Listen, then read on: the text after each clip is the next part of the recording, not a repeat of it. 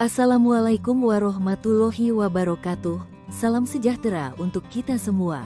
Jumpa lagi dengan saya, Tantri Meina Kalisti dari Kabupaten Timur Tengah Utara. Pada kesempatan ini saya akan menyampaikan jawaban saya untuk tugas 3 mata kuliah MPDR 5302 Studi Komparatif Pendidikan Dasar di berbagai negara dengan topik Outdoor Education. Soal: bacalah artikel berikut kemudian cermati dan pahami. Selanjutnya tuliskan jawaban dari pertanyaan-pertanyaan berikut. Karena ini adalah tugas, maka jawaban tugas adalah jawaban masing-masing mahasiswa dan bukan jawaban hasil diskusi. Cermati waktu pengumpulan tugas tutorial 3. Artikel, Remmen, KB, dan Iversen, E. 2023. A Scoping Review of Research on School-Based Outdoor Education in the Nordic Countries. Journal of Adventure Education and Outdoor Learning, 23, 433-451. Paparkan hal-hal penting yang Anda temukan dalam artikel tersebut. Apakah outdoor education yang dimaksud pada artikel telah terimplementasi di Indonesia umumnya atau di sekolah Anda pada khususnya? Jelaskan dan berikan contoh hal-hal penting yang ditemukan dalam artikel. Artikel ini adalah scoping review yang memetakan 52 penelitian empiris tentang outdoor education pada jenjang kelas 1 sampai 13 di negara-negara Nordik, Denmark, Norwegia, Swedia, Finlandia. Temuan utamanya antara lain: 1. Outdoor education merupakan tradisi kuat di negara Nordik. Praktik seperti udeskole, uteskole, dan friluftsliv menjadi ciri khas. Pembelajaran dilakukan secara rutin di ruang terbuka, halaman sekolah, hutan kota, taman, hingga lanskap budaya, dan dipimpin langsung oleh guru. 2. Mayoritas penelitian bersifat kualitatif dan berfokus pada jenjang sekolah dasar. Sebagian besar studi mengkaji pengalaman guru dan siswa saat belajar di luar kelas, serta bagaimana aktivitas tersebut membantu pemahaman materi. 3. Mata pelajaran yang paling banyak diteliti. Multiple subjects, integrasi beberapa mata pelajaran sekaligus. Sains, matematika, bahasa, aktivitas friluftsliv dalam konteks pendidikan jasmani. 4. Fokus penelitian mengerucut pada 7 tema besar. Perspektif guru.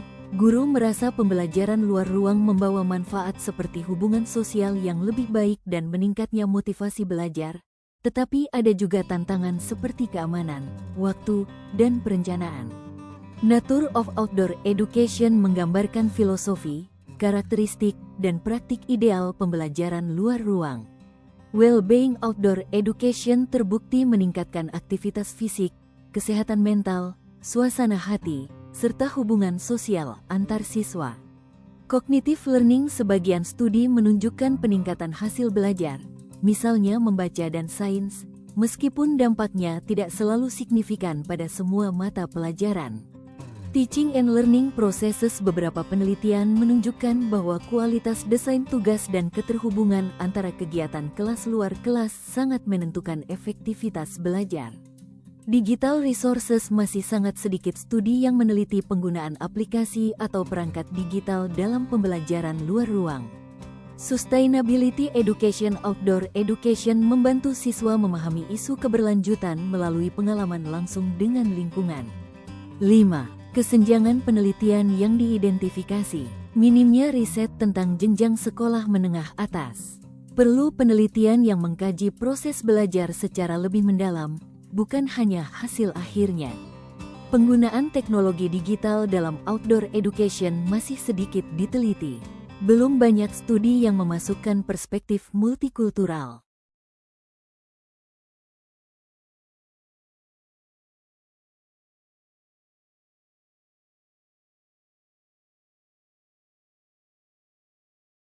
Penerapan outdoor education di Indonesia.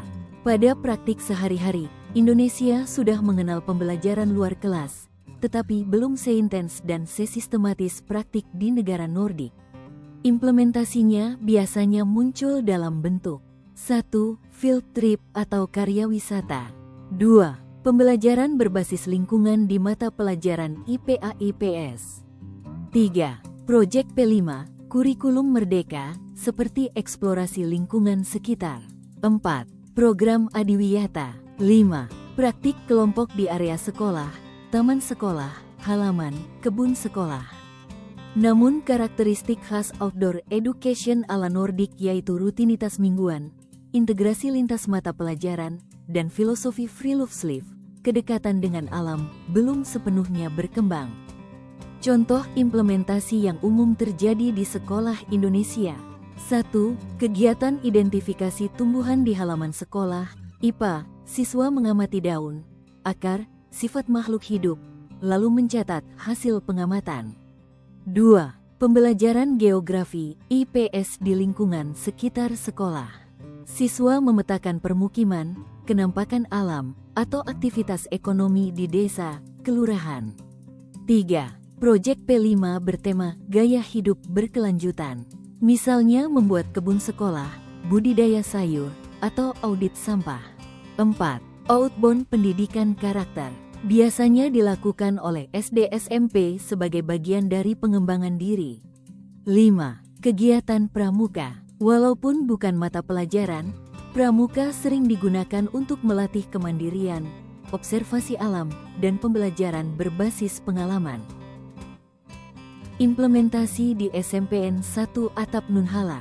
Jika dikaitkan dengan karakteristik sekolah satu atap di daerah, bentuk implementasi outdoor education biasanya sudah muncul secara natural. Misalnya, 1. Eksplorasi lingkungan sekitar sekolah untuk materi ekosistem, rantai makanan, atau pengukuran suhu dan cuaca. 2. Pemanfaatan kebun sekolah sebagai media praktikum sederhana. 3. Belajar matematika melalui pengukuran langsung, misalnya menghitung luas tanah sekolah, keliling lapangan, atau tinggi pohon. 4. Pembelajaran tematik di luar kelas, terutama saat materi IPS-IPA yang berkaitan dengan lingkungan hidup. Walau tidak dinamai Udeskole atau Friluftsliv, praktiknya sejalan dengan prinsip outdoor education karena 1. Guru memfasilitasi kegiatan pembelajaran di luar ruang. 2. Siswa belajar dari fenomena nyata di lingkungan sekitar. 3. Pembelajaran menjadi lebih kontekstual.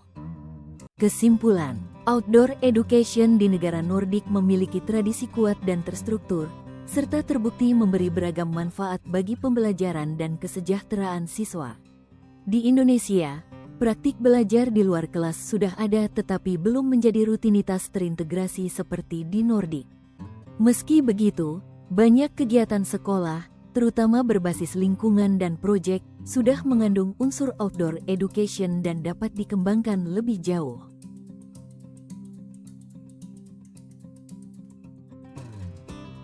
Demikian jawaban tugas dari saya. Mohon maaf jika masih ada kekurangan dan terima kasih atas perhatiannya. Wassalamualaikum warahmatullahi wabarakatuh. Salam sejahtera untuk kita semua.